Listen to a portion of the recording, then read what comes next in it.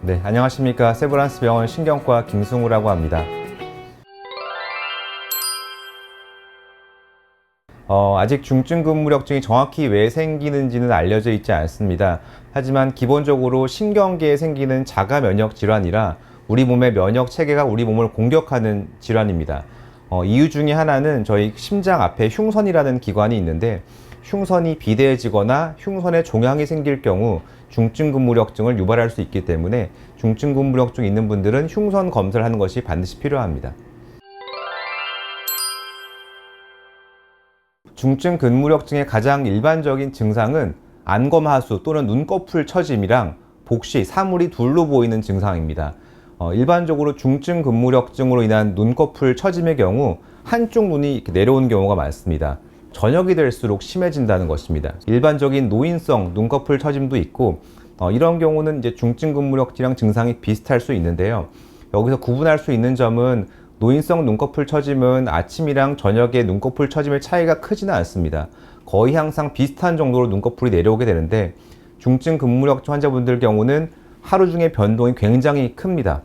또 한 가지 흔한 증상은 겹보임 또는 복시라고 하는 것인데, 사물이 둘로 보이는 증상입니다.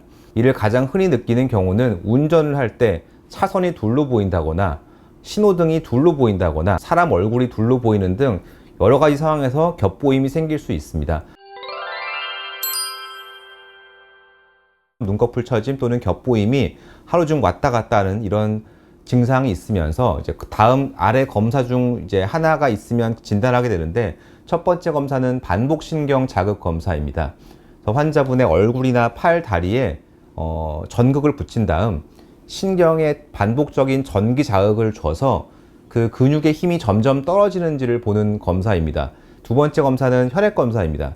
환자분의 혈액에 중증 근무력증을 일으키는 물질이 있는지 보는 검사인데, 가장 흔한 원인 물질이 아세틸콜린 수용체 항체이고, 그 외에 머스크 항체, LRP4 항체 등이 발견될 수 있습니다. 세 번째 검사는 약물 반응 검사인데, 중증 근무력증의 치료 약제를 주사로 드린 다음 실제로 중증 근무력증 증상이 좋아지는지 보는 검사입니다. 이렇게 앞 세 가지 검사 중에 한 가지 이상에서 이상이 보일 경우 중증 근무력증으로 진단할 수가 있고, 중증 근무력증으로 진단된 다음에는 흉선에 이상이 있는지를 확인하기 위해서 흉부 CT를 찍게 됩니다. 그래서 흉부 CT를 찍어서 흉선에 종양이 있는지, 흉선이 비대해지지 않았는지 확인하게 됩니다. 가장 기본적으로 증상 개선 약물을 쓸 수 있습니다. 이 약을 복용하면 일시적으로 눈꺼풀 처짐이나 겹보임이 좋아질 수는 있습니다. 하지만 이 물질 같은 경우에 약의 효과가 한 2시간, 3시간 정도밖에 되지 않기 때문에 이제 반복적으로 약을 복용해야 되고, 근본적인 치료 약제는 아니기 때문에 병을 완벽히 치료하는 것에는 한계가 있습니다. 그 다음에 쓰는 약들이 스테로이드 또는 면역 억제제라는 약들입니다. 스테로이드나 면역 억제제는 중증 근무력증을 일으키는 세포를 억제시킴으로써 절반 정도는 이 병을 치료하는 효과가 있습니다.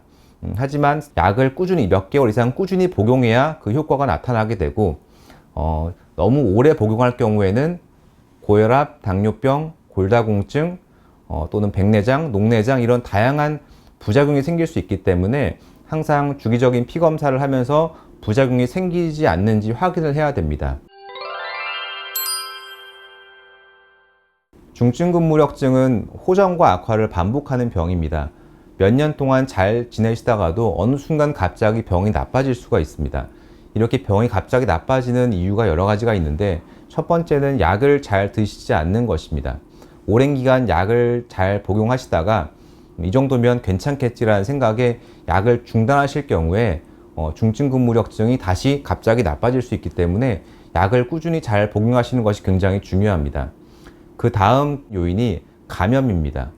우리가 생활하다가 가벼운 감기에 걸릴 수도 있고 심한 경우 폐렴에 걸릴 수도 있는데, 이렇게 감염이 발생한 경우 중증 근무력증이 갑자기 나빠지는 경향이 있습니다.